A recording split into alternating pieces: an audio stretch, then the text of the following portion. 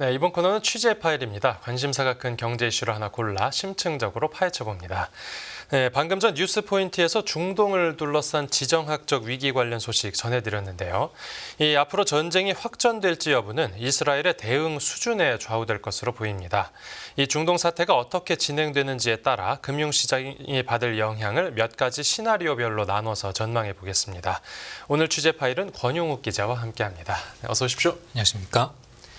네, 이 중동 갈등이 어떻게 전개될지를 여러 경우의 수로 나눠서 준비하셨다고요? 네, 그렇습니다. 시나리오를 대략 한 세 가지로 구분을 할 수가 있는데요. 네. 최선, 그리고 최악, 그리고 기본 이렇게 세 가지가 있겠습니다. 네. 그 가운데서 확률이 가장 높다고 할 수 있는 기본 시나리오부터 좀 살펴보려고 하는데요. 네네. 이스라엘이 이란에 대해서 제한적인 수준에서 군사 보복을 하거나 어떤 외교적인 압박을 하는 그런 경우가 기본적인 시나리오입니다. 이런 경우에는 최소 미국 대선 전까지는 국지적인 충돌과 관련된 그런 긴장감이 좀 이어질 것으로 그렇게 예상이 되는데요. 예.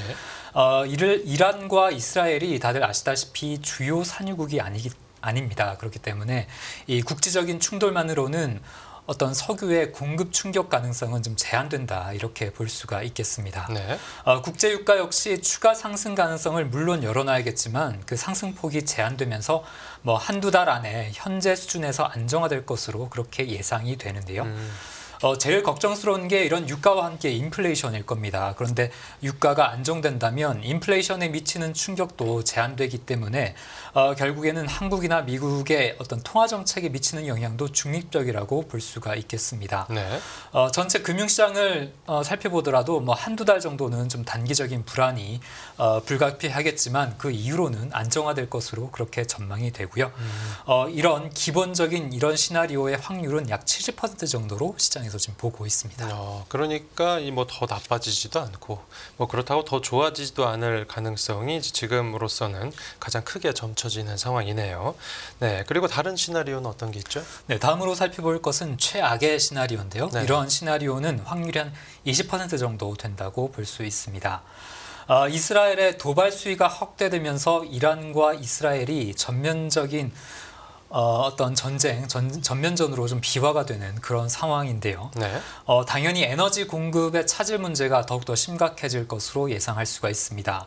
그리고 이런 부분이 에너지의 생산 자체가 위축되기보다는 어떤 이 물동량이 급감하는 부분이 좀 부각이 될 수 있거든요. 그러니까 이란과 이스라엘이 주요 산유국이 아니기 때문에 에너지 생산 자체에는 큰 문제가 없겠지만 세계적으로 이 물동량이 크게 줄어들면서 공급발 충격이 가시화될 수가 있습니다. 네. 중동 전쟁 확산으로 이제 이 홍해와 호르무즈 해협이 모두 봉쇄될 가능성이 거론이 되는데요. 둘은 세계 교역의 핵심 항로라고 할 수 있습니다. 그런데 이 홍해 같은 경우에는 우회로가 있습니다. 희망봉을 통해서 좀 우회가 할 수 있어서 그나마 다행인데 이 문제는 호르무즈 해협입니다. 이 호르무즈 해협은 이 세계 원유의 17% 그리고 천연가스의 한 30%가 지나가는 곳인데요. 네. 이 원유와 천연가스 모두 아시아로 향하는 물량이 전체의 한 70%를 달할 정도로 이 아시아권에 특히 중요한 그런 경로입니다. 이런 공급 충격이 현실화가 된다면 유가는 한 150달러, 배럴당 150달러까지 갈 수 있다. 이런 관측이 이제 나오고 있고요. 네. 그리고 인플레이션 우려도 당연히 커져서 미국 연방준비제도가 기준금리 인하는커녕 다시 한번 금리 인상에 나설 수 있다. 이런 관측이 제기가 됩니다. 네. 그렇게 되면 당연히 금융시장은 큰 충격에 빠질 수 없게 되고요. 호르무즈 해협의 아시아 물량이 좀 많은 만큼 한국을 비롯한 이 아시아권 기업들의 피해가 불가피하고 아시아권 금융시장도 보다 큰 충격을 받을 것으로 예상이 됩니다. 뭐 한국 같은 경우에는 주식, 채권, 원화 여기서 모두 자금이 빠져나가는 그런 현상도 배제할 수가 없겠습니다. 네. 뭐 유가가 150달러까지 가는 뭐 이런 건 뭐 실제 벌어지지 않았으면 하는 경우인데요. 네. 마지막으로 최선의 시나리오가 남았죠? 네, 그렇습니다. 이제 이스라엘과 이란이 평화 협정을 맺어서 이 갈등이 조기에 종식되는 그런 시나리오인데 뭐 그 확률은 한 10% 정도로 뭐 높은 편이 아닙니다. 희박한 가능성이지만 만약에 그렇게 된다면 유가는 뭐 $80 또는 그 밑으로 좀 안정화될 것으로 예상이 되고요. 네. 중앙은행 역시 물가 우려를 좀 덜어내면서 예상보다 빠르게 통화 완화, 그러니까 기준금리 인하로 돌아설 것으로 예상을 할 수가 있습니다. 이제 가장 바람직한 전개지만 가장 확률이 낮다라는 설명인데 이번 중동 사태 수습이 어려운 이유는 뭡니까? 네, 뭐 각자들만의 입장이 다 있습니다. 이번 사태가 수습되지 않는 각자들만의 이유가 있는데 네네. 먼저 미국부터 좀 살펴보겠습니다. 뭐 아시다시피 하반기에 미국은 이제 대선을 앞두고 있습니다. 그런데 바이든 행정부의 지지층 가운데서는 이 전쟁을 반대하는 지지층이 적지 않고요. 그리고 동시에 이 이스라엘계의 지지층도 있습니다. 그렇기 때문에 이 바이든 정부가 어떤 지지층도 지금 포기할 수가 없는 그런 상황이거든요. 그렇기 때문에 미국이 지금 뚜렷한 입장을 내놓지 못하는 그런 상황입니다. 이러지도 좀 저러지도 못하는 그런 상황이고요. 네. 그리고 에너지 안보 측면에서도 미국이 좀 고심이 깊습니다. 지난 러시아와 우크라이나 전쟁 초기에 이제 미국이 대규모로 전시 비축유를 방출했었기 때문에 이제 앞으로 석유 공급이 부족할 때 내놓을 수 있는 이 비축유 카드가 좀 많이 남아있지 않는 그런 상황이거든요. 그렇기 때문에 이제 미국 바이든 행정부가 이스라엘 정부를 현재 적극적으로 지지하지 않는다라고도 볼 수가 있겠습니다. 이 미국 외에 다른 나라들은 어떤 입장을 보이고 있습니까? 네, 먼저 뭐 러시아 같은 경우를 살펴보면 뭐 지금 전쟁 중이기 때문에 어떤 중재자 역할을 하기가 좀 사실상 어렵고요. 네네. 그리고 유럽 같은 경우를 보면 유럽연합은 러시아와 대치 중이기 때문에 뭐 중동 전쟁의 확산을 원치는 않습니다. 뭐 이런 가운데 뭐 사태의 근본적인 해결 조짐이 보이지 않는 것은 마찬가지인데요. 이스라엘 같은 경우를 보면 미국이 반대를 하고 있지만 이스라엘 내부의 이 전시 강요들 가운데 대다수가 이란 보복에 현재 찬성을 하는 그런 입장입니다. 예. 그리고 이 전시 내각을 구성한 이 베냐민 네타냐후 총리 같은 경우에는 전쟁을 통해서 정치력을 회복하지 않겠느냐 이런 관측이 좀 나오고 있거든요. 뭐 이런 여러 가지 이유들로 봤을 때 현재로서는 이 사태의 근본적인 해결이 쉽지 않겠다 이렇게 예상이 됩니다. 네. 그리고 이 많은 시장 참가자들이 특히 국제 유가 움직임을 주시하고 있는데요.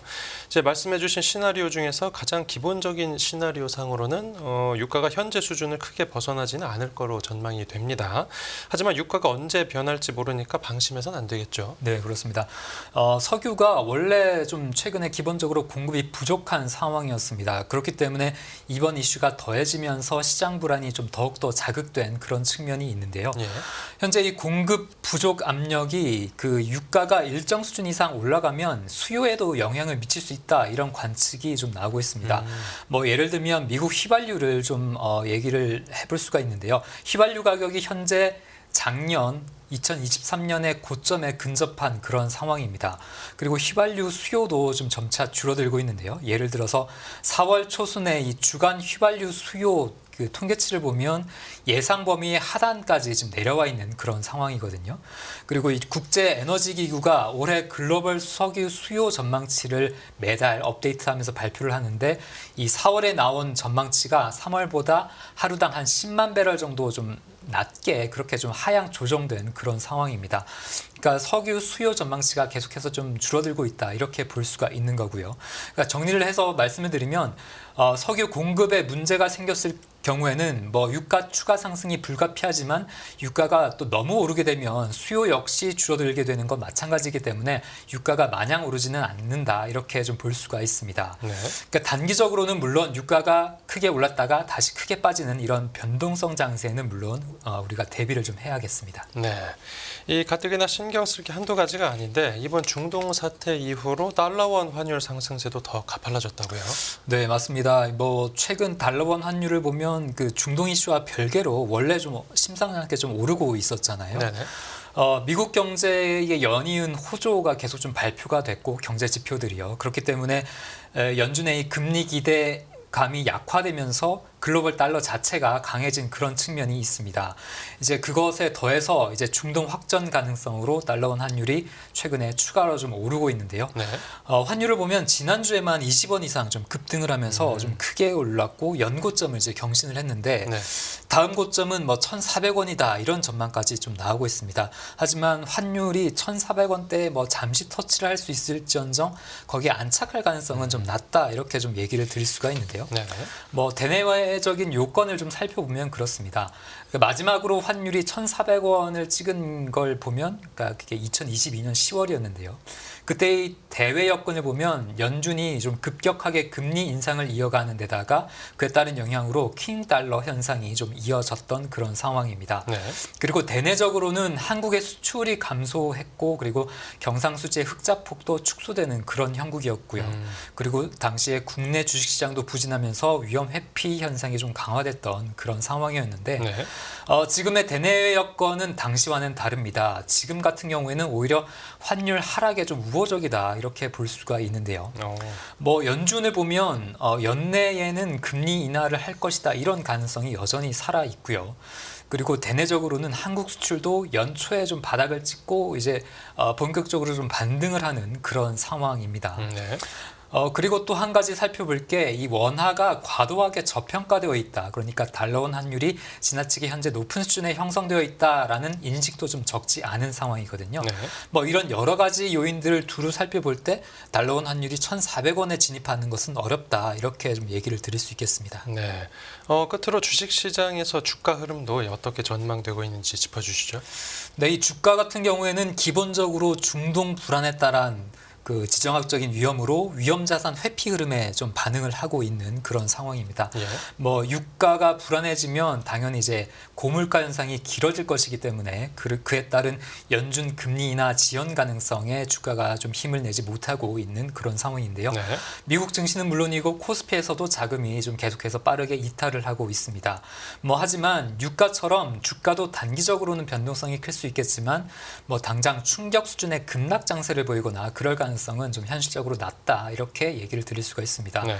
뭐 업종별로 살펴보면 정유 업종, 정유주 같은 경우에는 유가 상승 기대가 뭐 나타나면 좀 수혜를 보는 그런 업종으로 볼 수가 있습니다. 네. 하지만 말씀드렸다시피 유가가 어느 정도 이상 올라가게 되면 원유 수요 역시 좀 줄어들게 되기 때문에 이 정유주 역시 주가가 오른 뒤에 다시 반락하는 그런 좀 변동성에 대비를 해야겠다 이렇게 말씀을 드립니다. 네, 알겠습니다. 오늘 취재 파일은 여기서 마무리하겠습니다. 이야기 잘 네, 들었습니다. 감사합니다.